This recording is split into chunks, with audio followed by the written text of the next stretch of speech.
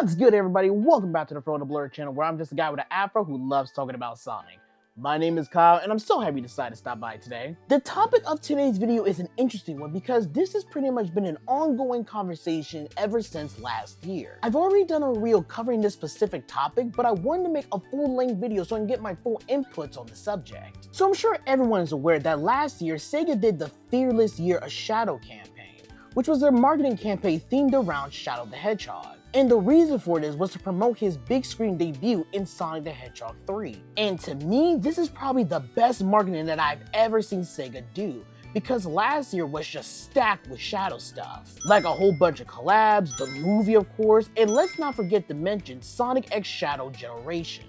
But the reason why the Year of conversation is being brought back up again is because of what Iizuka said recently. So apparently there was this event called BGS, or Brazil Game Show, and Iizuka had an on-stage interview for all of natural internet to see. But he said something that was really interesting. Last year, we promoted the Year of Shadow, influenced by the movie. But I'd like to choose a theme each year and spotlight different characters. And I think we can predict which characters will appear in the upcoming movie. So I'd like those characters to play an active role. Now, after hearing what Iizuka said, we kinda already figured this would be the case. Because the Year of Shadow was not only successful, but it did something that I think Sega should do moving forward. They gave a spotlight to a character that hasn't been getting that much attention. In short, Shadow is a very popular character in the franchise. But let's face it, in the past couple of years, he hasn't been getting all that much attention. And sometimes when he did show up, he was poorly written and his actions were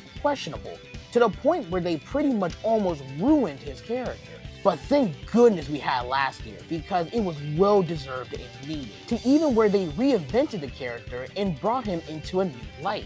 But after the Year of Shadow, it kind of sparked up the conversation of which character should get their own year next. Now, personally for me, I think anybody can get their own year. Rather that be popular characters like Tails or Knuckles, or even the Chaotix, and yes, even characters like Big the Cat. The Sonic franchise is just littered with characters, and after what they did with Shadow, this will be a great opportunity to put certain characters on a pedestal and give them a spotlight. I would love to see like a year of Rouge or Blaze, as these are two of many characters who need some attention. But I have to reiterate, anybody can get their own year, but it's just the question of which character. But I think everybody, including myself, would absolutely love to see a Year of Silver, because if he got his own year, this is a chance for them to reinvent him like they did with Shadow, especially after all the love he's been getting recently, especially from the community. So it would make sense that the next character would be Silver, right? But if we go back to the quote, Iizuka mentioned that he pointed towards the movies as a kind of hint for which character would get the Year of treatment. So I think it's safe to say that the next character who's getting this treatment is Amy. However, I feel like she's not going to be the only one, as I feel like she's going to share the spotlight with Metal Sonic as well. Because we already know that both Amy and Metal Sonic are set to appear in the next film. But here's what's interesting. Instead of having one character make their debut like Shadow, it's both of them. So this could end up being the year of both Amy and Metal Sonic, which, in my opinion, kind of makes sense. Because if you think about it, both of these characters has appeared in the same game. Amy and Metal Sonic both made their debut in Sonic CD. So having both of them appear at the end of movie 3, it's kind of a full circle moment. I don't know. But I feel like because both of them are making their debut in the next film, Sega would definitely want to give them the spotlight in promotion of the movie. And honestly, I say, let's freaking go! I love both Amy and Metal Sonic, and honestly, both of these characters have been done so dirty. More particularly, actually, no. Both of these characters have been done dirty at the same time. Because for Amy, back then, every time when Sega puts her in something, they will always tend to push her off out of the spotlight and just having her there just for the sake of being there.